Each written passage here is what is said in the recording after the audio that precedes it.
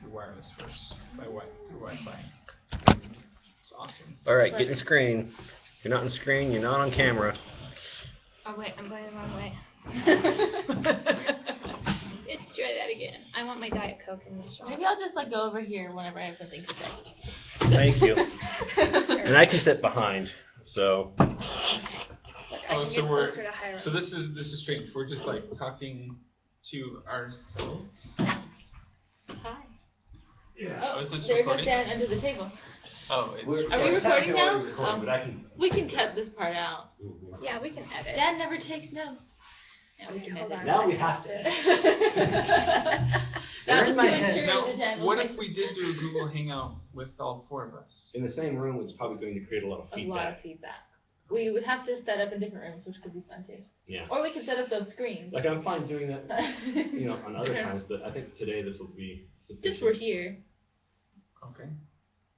Okay. All right, so should we gonna, start the conversation then? Yeah. Are we gonna go one reading at a time, or what is our plan? I'm thinking more topic at a time because Topic at a time. I think if we try to do it by individual reading, then we're just going to kind of kill the whole point of this, which is to converse into. Yeah. Yeah. Okay. I love memes, by the way. I just want to throw that out there. I do too. So let's start with OpenCourseWare, shall we? Okay. So does anyone want to jump in on anything about OpenCourseWare specifically? I mean, obviously, 2001, MIT's first release? So, I think it was 2001, yeah. At least that's the date of the article. I was really impressed in their little history thing. This is so hard to talk to people who I'm not looking at. I'll put a recording of you. So I was really impressed in their history thing. We'll figure this out in our next meeting, I'm sure. If we get a GoPro, then we can have the whole fisheye, and that'll be easier. Yeah. But anyway, that it grew so rapidly. The first output they had was like 50 courses, and then the next year they had 500. It was amazing. I thought that was really cool. Well, and in only about 10 years' time, maybe a little over 10 years' time, I mean, it went from the 50 courses to 2,100? 2150. That's pretty impressive. Of course, it was like, a $37 million grant Yeah. or something to do that. It was a lot of money. But still, I mean, that's pretty cool. Yeah. I didn't even realize there were that many courses on a campus. Yeah. I mean, never would have stopped to think about that. One of the things that I thought that was the most interesting was that they started adding translations so that it was available to people all over the world in different languages, not just English. That was cool. I can't remember if it was MIT or if it was the other one that we looked at, but one of them they kind of had a list of languages that they're in, and I was surprised with the languages they were in. Yeah. They were like in Persian and things like that. I didn't see any in French, which surprised me, but I think it kind of makes sense because I think they're targeting people who are less likely to speak English. Like if you're in France, you probably can speak English or figure out how. Don't tell the French that, but yeah. It's just part of their educational system, and so to target these maybe less common languages actually helps them reach more people. Yeah. Well, that's one of the points of open educational resources is to improve access, global access, and I think that was one of the reasons why they were translated into Turkish and Korean and all of these different languages, so that the people in countries without access could find all of these courses and have access to MIT classes. Yeah. So that was really exciting. And look at how many visits there were. 100 million visits by 2010. That's ridiculous. And as earlier they said, that like 2009, 1 million visits. It just ballooned out of control. In 1 year. No, that was the highlights. Oh right, you're right. So they had 50 million visits. So this is the total number of visits. You were and right. It's interesting because it's almost slowing down. As you kind of look through the numbers, at 2008 it was 50. 2 years later it was 100. 2 years later it was only 125. You're right. So the rate of growth has decreased, and I think that's because many other people are doing the same thing. That there's MOOCs and there's other options out there, and so the rate of growth is decreasing. I think it's interesting to bring up MOOCs because Best, or whatever his name was, basically said, hey, we could be delivering content online and da-da-da, and he practically described a MOOC. And I was like, that's pretty interesting. This guy really had a lot of foresight back in 2001 when he was talking about this. And so I thought that was something to definitely be like, There are people who know what's going on there. And one of those reports, they talked about how a lot of teachers are using MIT OpenCourseWare and other courseware things. So one person is visiting, but they're teaching 100 people or something like that. So that could also be part of the decline in numbers. Just the different demographics. The way that it's being used. Yeah. Interesting. Yeah. So to kind of shift gears if we can. So there's a quote in here that I want to read that I thought was really interesting. So it's near the beginning where he says, "Does the future of education, learning, and training belong to a new machine-based digital environment, or will the best learning remain a deeply human endeavor, conducting person-to-person in a residential campus setting?" I believe the answer is yes to both. And I thought that was interesting because as digital learning advances, it can mimic that person-to-person better. Yeah. Which then kind of goes to the fact that maybe we won't need this location-specific place, because technology will have advanced that you can still get that human, deeply human endeavor in a virtual environment. Or, to take it a slightly different way, I was also impressed by that quote. And the way I thought about it was perhaps that personal contact becomes different. So whereas before it was the lecture, how much personal contact that was, maybe it turns into something else, like, mentoring on a project. So if you recall when Richard Collado was here a few years ago, he talked about how universities provide three things. He kind of made a triangle diagram. And he says one thing they provide is content, another thing is mentoring, and then there's assessment. And the ironic thing is that universities charge for content, but these days the true value is not the content, because the content can be had anywhere. And this is exactly what MIT is doing, is they recognize the content isn't necessarily where their value is. The assessing and the mentoring still has a lot of value in the university. And so I see it as not so much the person-to-person contact being a matter of, oh, I need this to get the content, because the content's out there. That's what the virtual aspect is doing. But now we have freed up time in the classroom or on the campus to do more one-on-one or at least small group mentoring with the faculty and the students. Yeah. But don't you think that could get to the point where that can be done virtually? I think there's potential for that, certainly. And I think eventually that's what technology will do. I mean, that's where we're headed. Well, no, absolutely. And Arne Duncan, Secretary of Education, said that we not only have the opportunity but the responsibility to leverage technology's promise to improve education. And I think that that's exactly what's happening here. We're freeing up teacher time to do what only teachers can do. You can get the content anywhere, and I think that this article takes care of that. This quote by T.S. Eliot, "Do I dare disturb the universe?" MIT's answer to that is, yeah, let's do it. Let's disturb the universe. Let's make our content available, and then let's free up teachers to do, or professors to do what only professors can do, which is to do that mentoring piece. Right. And my response to what you said is, yes, you can do that via technology. You can connect. You can create that human connection. What we're doing here, we're creating a connection with other people using technology. Look at Facebook. We connect with people across the world, whether that's actual or perceived. That's we can have that debate at a different time.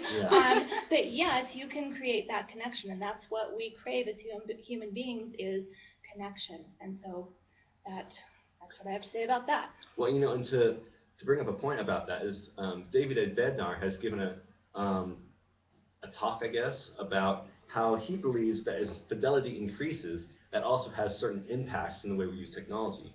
And I think one thing we've seen, at least me personally, just in the few years I've been in this program, is the fidelity that has come in video conferencing. So back in the day, you'd get on Skype and that was cool, but you could talk to one other person. Now you can get on Google Hangouts. And I actually prefer to have business meetings in Google Hangouts because of the affordances of Google Hangouts. I can actually see what are on other people's screens without trying to crowd around them, such as this. And they can share documents with me easily. I can automatically see who all is talking. I can see everyone a lot easier. For instance, I took part in an open course where we had like 4 or 5 instructors, and they were broadcasting it via Hangouts on air through YouTube. so that everyone could see all the instructors engaged together, which, I mean, you wouldn't have been able to have that in a traditional university. But anyways, you can also record the video conversation as well to go back and reference it. And I've just found that I get more out of those types of meetings, like business meetings, than I do in a normal face-to-face meeting. So I saw an interesting thing the other day about the Oculus Rift, which is a virtual reality headset. And they're trying to use it in applications of business, where you could attend a business meeting where it appears as if you're sitting in the meeting. Mm-hmm. And you have the headset, and you just have 15 people all in the meeting, all with these headsets on, and it appears as if they're in the room with everybody else. Wow. And they hear, they see, everything is as if they're in the meeting, and it's in a virtual setting. But then they can leverage that technology of sharing screens without having to crowd around a computer. Yeah. So imagine what that would be like to have a video conference where it's a virtual reality of that meeting. Maybe David should get those for us, and we could test that out. You know, I think that would be a great. think about how open educational content could just expand with we all four had an Oculus Rift. I mean, I can agree. We would be willing to do that for test it. The class if we would be the guinea pigs for that. We're just saying. I just have this funny feeling like I'm going to do a lot of editing to this video.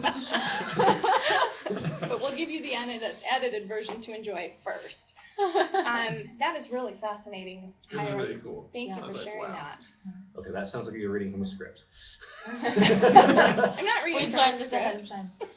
I've been thinking a lot about this idea of fidelity because I'm teaching a class for the first time where some of my students are online and some of them are face to face, and they all have another online teacher and another face-to-face teacher. Everyone's having the same experience. Yes, it's fun. And it's been a very different experience than it's been to teach a blended class before because I'm feeling so distant from my online students. I'm like, who are these people? I don't know. I don't care. I can only imagine how distant they're feeling because I'm the teacher. I'm supposed to be engaged. And I think if we had something like this, something synchronous, something where we could see each other, even though it was online, we would have higher fidelity and it would be better. I don't know, I'm really struggling with this class this semester. So, not the open ed class. Not the open ed class. Just to be clear. A totally separate class. The class that you teach. Yeah, but online is becoming so prevalent and so popular, and I wonder, people all over the world are just like feeling lonely and unengaged, and they're just like sitting there with content like, that's not what learning is, I think. Going back to Dinosaurs and Prometheans, there's another quote that I really like that brings that up, where it says, prudent use of technology enables faculty to concentrate more on the learning process and less on the direct transmission of information. And I think that's where we kind of get lost, where we're no longer need to be these transmitters of information, because technology can do that. We need to be focusing on how do we improve the learning process in an online environment, which is a very different kind of thought process. And he was talking about this years ago. Yeah, this is like 2000. And we still haven't addressed this. Online courses tend to be just big information dumps. Lectures almost. Right, they're information dumps. How do we use technology to enhance the learning process? Well, so I think.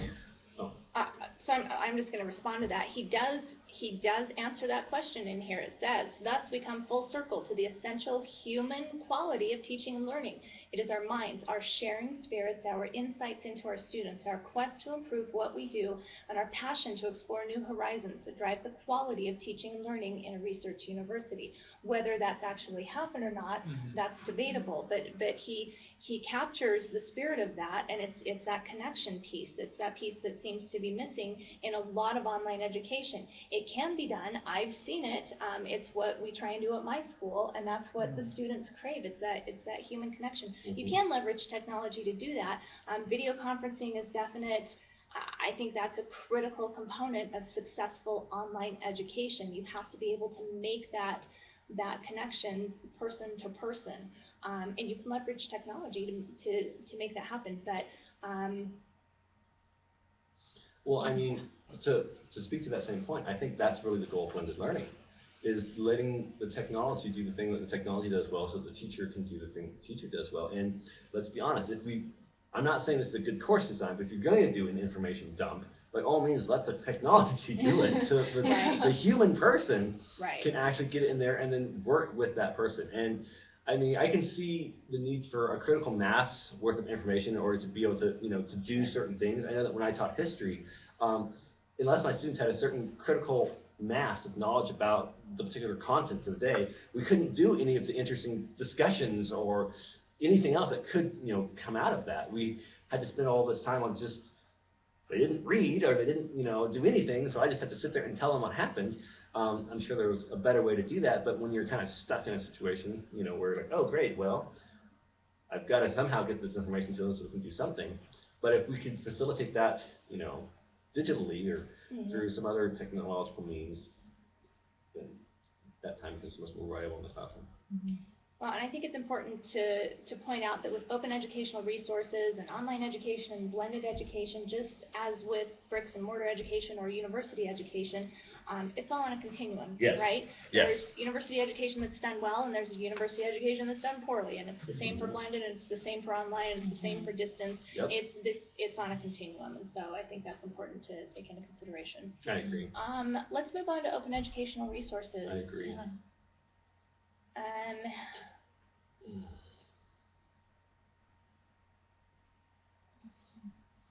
I kind of said my piece about OER1 last time, so I will wait. Well, let's not repeat that.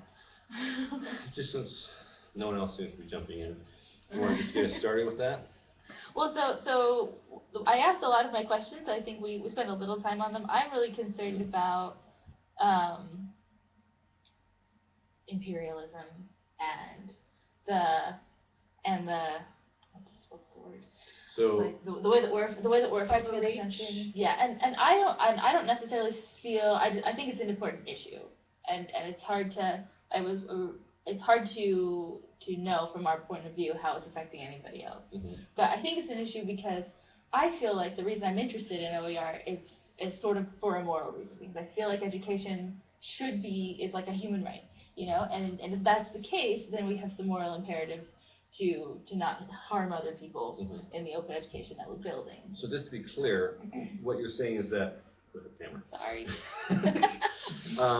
Just to be clear, what you're saying is that you're concerned that maybe cultural aspects from the creators of this content are being put into the content that could have a negative effect on people elsewhere in the world with a different culture or with different mindset or things like that. Is that give your teaching the alphabet example? That was a great example. So I am doing some interviews right now for my master's project, and I was speaking to someone who is from Great Britain but works in Africa, and he went into a school in Zimbabwe or something, and they had all these little pictures on the wall and said A is for apple, B is for ball, Z, et cetera, Y is for yacht, and they don't have yachts. I myself have never been on a yacht. I'm in America, and they certainly don't have yachts in Zimbabwe. They don't even have apples. And so it just hinders their learning, I think, and trying to teach them through some examples that is distant from them. But at the same time, we talked about last time how we shouldn't make our instruction personality less in order to make it fit everybody. So I'm just wondering what our thoughts are about finding that middle ground. Well, I think that's where reuse and remix comes into play, because I don't think that the instructional designer who's designing something for maybe children in Kansas should take something out of that instruction that would be helpful to the students in Kansas simply because it might be detrimental to students somewhere else where they're not actually focusing. That's the job of the instructional designer or the content provider who's remixing that OER in that location. One of the things that I can't keep straight all the things that I read, but one of the things we read for OER2. There's been several. Yeah, there's been like 12 today. A lot of reading. It's all been Not wonderful. that there's anything wrong with that. It's so wonderful. Right, but one of them was about how it's so rare that people are remixing. Yes, and, this is and true. are we doing something wrong that is not facilitating remixing? Even among people in these developed countries who, like, I have a computer, I could remix, and it's got to be that so much harder in Zimbabwe where you're so limited. Because people want a plug-and-play solution. We're finding that here in America, even with the stuff that we create at Mountain Heights Academy / Open High School. We're like, we've got all this great stuff. We've created it. Here, use it. Oh, but we just want to plug and play. Is it like Pearson? You may want to edit that. Is it like Sorry, educational four-letter textbook word. companies out there that we don't Yes, particularly name? Unnamed educational textbook like, companies. We just want a plug and play solution. Yeah. Well, We don't no, want you to. get to customize it. We don't want to do that. And why don't they want to do that? Because it takes time and they don't have the time to do that or the expertise to do it. The teachers are coming out of the universities without the necessary skill set to be able to do that. It is very difficult for me to train teachers or to hire teachers who come to me with that skill set. I have to go through a lot of different hoops to hire teachers who can do what I need them to do to build that content. So I think it's those two things. They don't have the skill set to do it, nor do they have the time to be able to revise and remix. And frankly, I think it's kind of a foolish idea to think that teachers should be doing that, because I'm a proponent of the idea that teachers are already doing more than what they should be doing. That teachers need to be spending more time teaching, which is why I'm a proponent of having instructional designers at schools that do that kind of stuff, which we've had that conversation already. So then that brings up a third one, which is cost. Money. They don't have the money to buy, to pay instructional designers to come in and do the revise and remix. Although if they weren't funding plug-and-play solutions, they would have that, but that's hard. So that's the fourth one. That's hard. It's a different paradigm than what they're used to. It's easier. And that's the key. It's the paradigm. It's a paradigm change, and paradigm changes are never easy. Yes. Well, going back to our earlier discussion about information versus teaching, shouldn't OER be just content that then people can apply to different learning situations? But see, just content in and of itself, I mean, just the way you word something can have this cultural effect that Christian was talking about. And so this is my personal opinion. I guess my take on things is that I am employed, or I am responsible for giving my students the best education I can. And so I am going to do whatever it takes to do that. Now, I could put that out there in the open market. I shouldn't say open market, because that's not what I meant. Open educational resource library. And, repository. Domain. Whatever you want to call it. There's lots of names. Tomato, schemata. Yeah. Anyways. It's going to be heavily edited video. No, I'm pretty sure this has personality. So, anyways, what was I saying? Yeah, so, put it out on the open education? Right, so I mean, I can put it out there, and people can take it, but I don't think that, as the creator, that it's my responsibility to worry about what other people should do to that content. Because if I water down my content so that everyone can use it, but then my students aren't getting the quality they could have gotten, then now I've, in the hopes of helping others, have actually reduced my quality of content for the students that I'm personally responsible for. So I don't feel guilty that other people take stuff and they don't remix it like they should, simply because that's not my job. And if I try to do their job too, then everyone suffers. Yeah. You've sacrificed quality for a warm, fuzzy feeling. Exactly. And nobody, it may not get taken and used at all. Just exactly. So if anything, I think what we've just, this is what I personally feel, if anything, we've discovered that what needs to happen is that we need to have kind of a paradigm shift if this is really going to work, to where people recognize the fact that I shouldn't just plug and play. Hopefully I can plug and play, but maybe I can make minor modifications. So what I see happening is two extremes, right? We have the, and I'm speaking to the K-12 because that's my wheelhouse. So we have the educational textbook companies who come in, and what that looks like is they have their salespeople, and they're like, we have this, we have the box. Here's your box, and it has all the ancillary materials, and let's be clear, this is targeted towards California and Texas specifically, because those are the big states that buy these materials, and so it California, Texas, and New York. It doesn't necessarily align with the core in your state. Well, it does now that the Common Core assuming the state has adopted it. Well, 48 of the states have now. They're trying to kick it, Even though, heavily edited. But the flyover states get passed over for the most part. You have a valid point there. So that's one extreme, right? You have everything's in a box and it's easy and it's plug and play and you don't even have to work hard. Here's your box. with all the tools inside that you need. And then you have open educational resources on the other side that is build everything yourself. You can build it from scratch. You can customize it. So where's the productive middle? Well, so what does that look like? And that's the gap. And I think actually David's done a really good job with that with the open textbooks. That's what's filled the gap at the community college level. What does that look like in secondary ed? And I also think he's done a good job with that with at the State Office of Education with the printable materials. People, educators and administrators have not been ready to make the leap from this end of the continuum to this end of the continuum. They've had to go here first. Well, when we talked about OpenCourseWare a while back, we talked about why aren't people doing Linux? Because it's in the bazaar and they want the cathedral. Exactly. Well, it's not just that, but it's also because it's so much more. People just want to be able to consume. They don't want to have to produce. It takes so much more technical skills, so much more time. And so I agree that, because I think the open textbook movement is great because here's this thing that's done, but you can easily take out a chapter or stick a chapter in or make some minor modifications.